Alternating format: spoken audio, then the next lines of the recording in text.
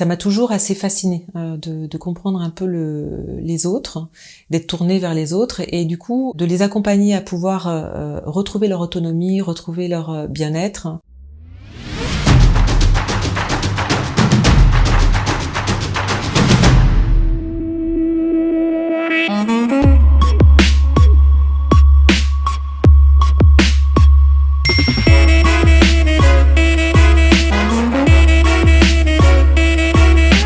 Alors j'ai plusieurs activités. J'exerce la thérapie brève, donc je suis thérapeute maintenant depuis plus de 10 ans. Et au niveau des thérapies brèves, j'exerce un certain nombre de thérapies, donc l'hypnose ericksonienne, la programmation neurolinguistique, également la sophroanalyse des mémoires prénatales de la naissance et de l'enfance, puis les constellations familiales.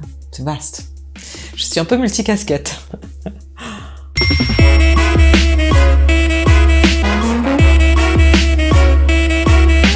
Je suis située à Bayonne intramuros, j'ai un cabinet et j'exerce aussi, au-delà des thérapies en individuel, en accompagnement individuel, j'exerce aussi en groupe, 300 mètres de la gare de Bayonne, dans un beau local lumineux qui se prête justement à du groupe pour accueillir des groupes de femmes, axés sur le développement personnel, où là on va court-circuiter un peu le mental et on va travailler en immersion totale au cœur de leur féminin sacré.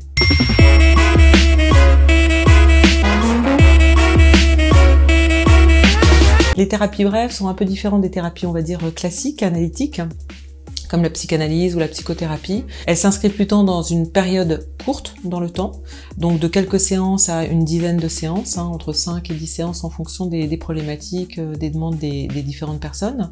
Et en fait, l'objectif des thérapies brèves d'une manière générale, c'est vraiment de pouvoir amener les personnes à changer. C'est pas comprendre leur fonctionnement intrinsèque et psychologique, ça c'est comprendre les rouages de comment je fonctionne, pourquoi je dysfonctionne, etc., etc. Là, ça va être plutôt, ok, je sais que je dysfonctionne sur un certain nombre de choses, d'ailleurs j'en ai conscience parce que ça boucle dans ma vie et ça commence à à être un peu lourd, ou ça peut générer des souffrances. Et à ce moment-là, c'est comment je fais pour changer. Donc c'est accompagner les personnes dans le changement, alors que ce soit des changements de croyances sur elles-mêmes, sur les autres, ou des changements de comportement qui sont pas forcément hyper ni agréables, ni qui peuvent être limitants, ou source de souffrance, que ce soit des comportements alimentaires, des problèmes pour dormir, des blocages, des difficultés à s'exprimer elles-mêmes, des manques de confiance, des passages difficiles par rapport à certains changements de vie. Bref, ça peut être assez vaste et large. Des comportements addictifs divers et variés. Voilà, c'est très très vaste en fait le champ d'intervention.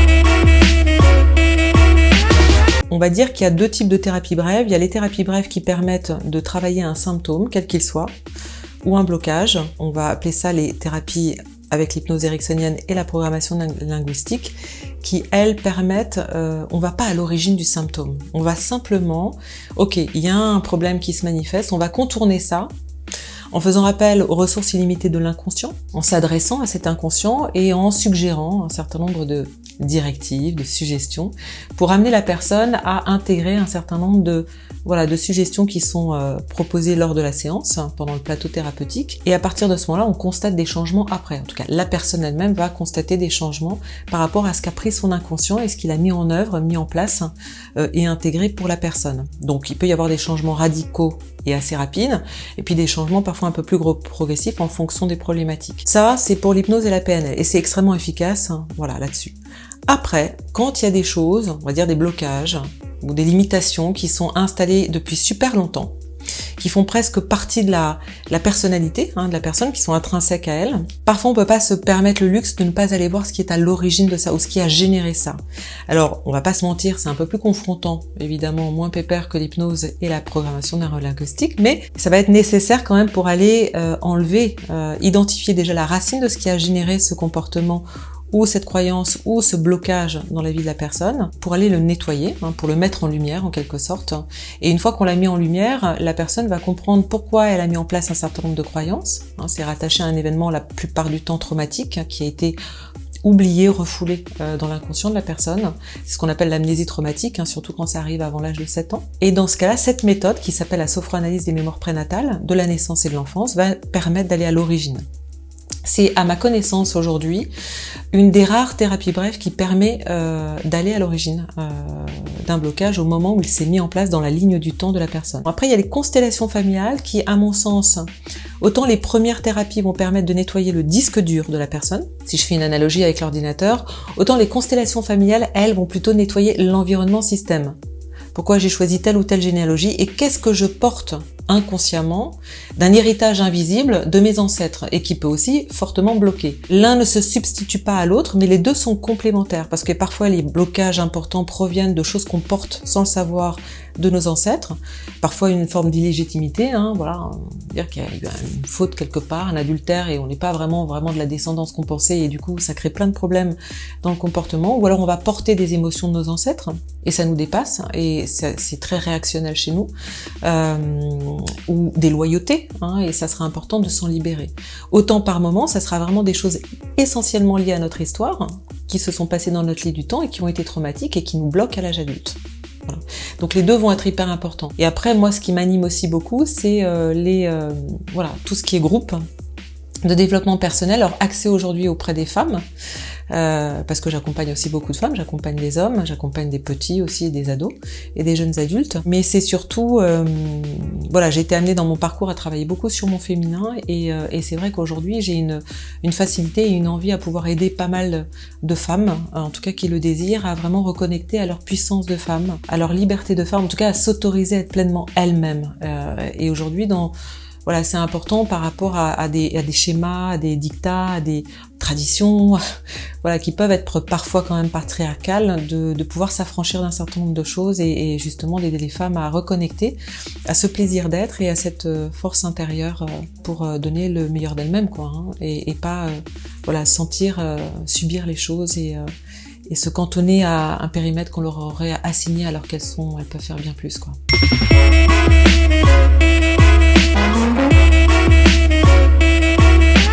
Les bénéfices sont multiples. On constate assez rapidement, en tout cas la personne va constater assez rapidement des changements. Alors ça peut être plus ou moins rapide selon les personnes, mais en quelques séances, parfois même en une séance, il peut y avoir des résultats assez importants. Que ce soit sur, je dis n'importe quoi, en hypnose, l'arrêt du tabac, ou la perte de confiance, on va retrouver confiance, ou alors des problématiques d'expression à l'oral.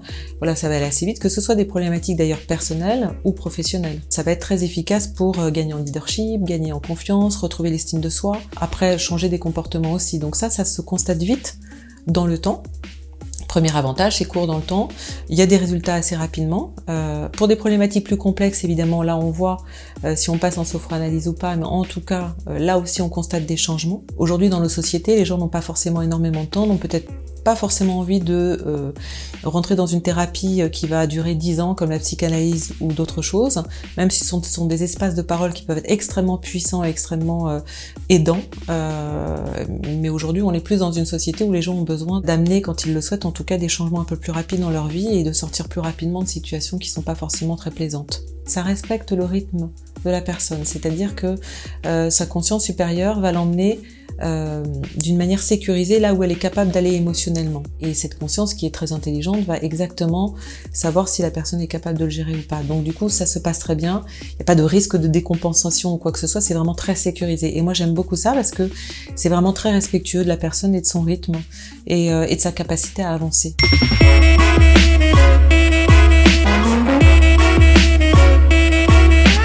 Ce type de thérapie s'adresse à toutes les personnes qui le désirent, que ce soit les petits, en hypnose et en PNL par exemple, à partir de 6-7 ans, et ils sont très perméables à ce type de technique, donc du coup les changements sont très rapides chez les petits.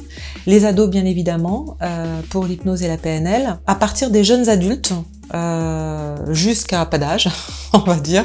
Là, toutes les thérapies sont envisageables. Que ce soit l'hypnose ericksonienne, que ce soit la PNL, la sophroanalyse, les constellations familiales. Là, ça s'adresse vraiment à toutes les personnes, on va dire en âge, de pouvoir faire ces thérapies.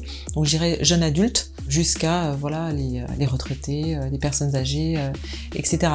Le plus gros de ma clientèle, c'est quand même des personnes entre, on va dire, 30 et 50 ans. On ne peut pas accompagner des personnes psychotiques. Si je veux dire, la seule contre-indication, c'est les personnes qui sont psychotiques sous traitement médicamenteux, lourd pour ce type de troubles. Généralement, ce ne sont pas celles qui consultent, on est bien d'accord, mais en tout cas, c'est formellement interdit en France. Donc là-dessus, évidemment, pas d'accompagnement pour ces personnes-là. Pour la sophranalyse, on ne peut pas accompagner une femme enceinte, parce que comme c'est une méthode un peu plus confrontante, il faudrait pas que ça puisse impacter le fœtus, l'embryon ou le bébé. Donc par mesure de sécurité et de respect pour le bébé, on va pas les accompagner, on fait une pause à ce moment-là pour les femmes enceintes. Après, il n'y a aucune contre-indication. Et tout est complémentaire, évidemment, par rapport à d'autres méthodes de suivi psychiatrique, mais pas pour des troubles psychotiques ou pour des névroses diverses et variées, puisqu'on les traite aussi avec les thérapies brèves.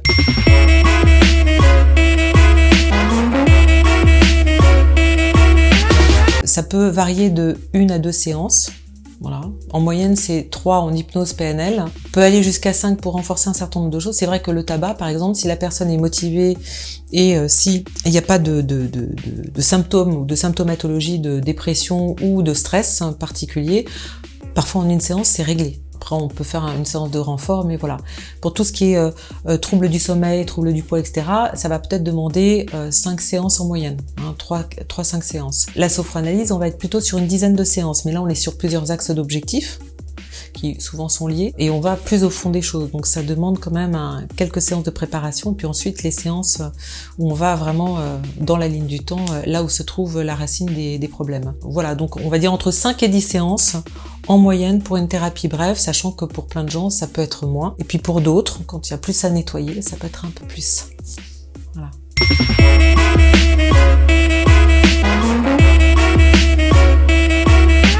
Ça va être évidemment la bienveillance, la confiance. Alors la déontologie, l'éthique, ça me paraît juste une évidence, et la confidentialité, ce sont les bases. Mais après, c'est surtout la confiance, la liberté d'expression, la bienveillance et le non-jugement.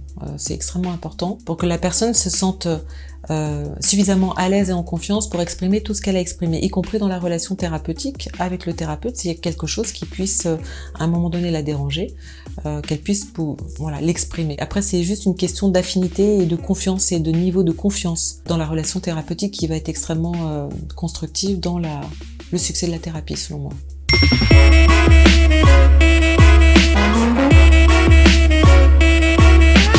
C'est de voir les personnes évoluer. Ça, c'est pour moi, une grande satisfaction, parce que c'est l'humain qui m'a toujours intéressée. Toujours été curieuse de comprendre comment fonctionnaient les gens et comment une personne par rapport à une autre pouvait ne pas arriver au même résultat, à la même réussite, au même épanouissement. Ça m'a toujours assez fascinée de comprendre un peu les autres, d'être tournée vers les autres et du coup de les accompagner à pouvoir retrouver leur autonomie, retrouver leur bien-être, que ce soit psychologique ou corporel, de se libérer de carcans qui les empêchaient d'être vraiment eux-mêmes. De retrouver cette liberté ou cette joie de vivre, ça, il n'y a pas de prix à cela, quoi. Donc c'est vraiment ce qui me satisfait le plus, et y compris dans les accompagnements de groupe. Quand je vois toutes ces femmes évoluer en l'espace d'une journée ou voire de 2 jours, c'est juste un ravissement, c'est vraiment top.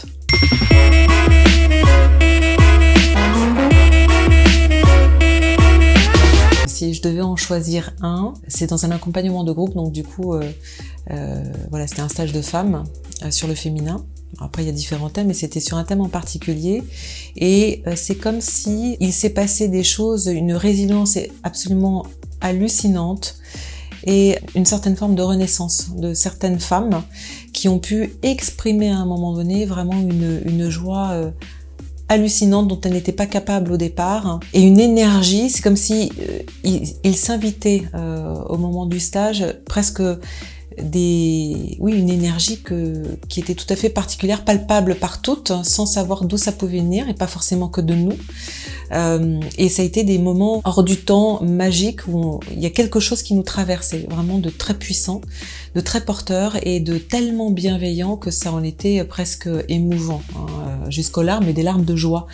Et ça restera gravé dans ma mémoire à tout jamais. Il y a vraiment quelque chose de beau et au-delà.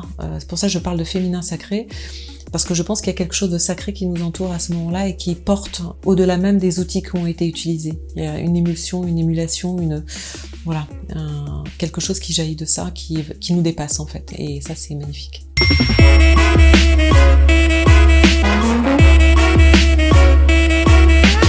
Waouh. Alors, si je me projette, moi j'aime bien vivre dans l'instant présent, mais si j'essaie de me projeter, eh ben, je me verrais faire plus de groupes encore pour accompagner plus de gens, parce que ma frustration aujourd'hui, j'adore ce que je fais en individuel, j'adore ce que je fais en groupe, mais je sens que il y a de plus en plus de demandes pour du groupe, et c'est vrai que le confinement n'a pas pu permettre ça, et là il y a une recrudescence de demandes. Enfin, moi tous les stages que j'ai de prévus sont pleins là, à 2 mois, et il y a vraiment une demande de contact, et surtout ça permet d'accompagner plus de personnes plus rapidement, en plus grand nombre. Voilà, et c'est ça qui me...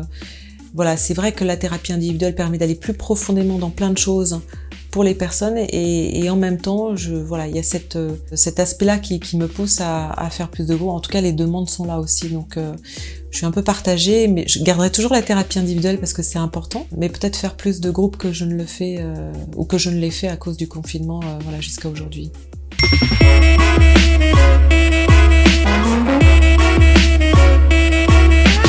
Ce serait avoir un centre de formation avec mon mari, qui est aussi thérapeute, un lieu dans la nature magnifique, qui soit pas trop loin quand même de Bayonne, voilà, qui soit accessible et qui nous permette justement d'accueillir les personnes pour de l'individuel, pour du groupe, mais pas que nous, enfin pas que nous ce qu'on pourrait proposer, mais aussi d'autres thérapeutes avec qui qu'on connaît déjà d'ailleurs, ou qu'on pourrait connaître à l'avenir, pour faire travailler un réseau de personnes qui méritent d'être connues et qui font un boulot extraordinaire et qui seraient tout à fait complémentaires dans tout ce qu'on propose. C'est ça qui m'animerait beaucoup, avoir un centre, voilà, la maison du cœur, ou voilà, quelque chose qui soit vraiment voilà, un endroit où les gens viennent se ressourcer.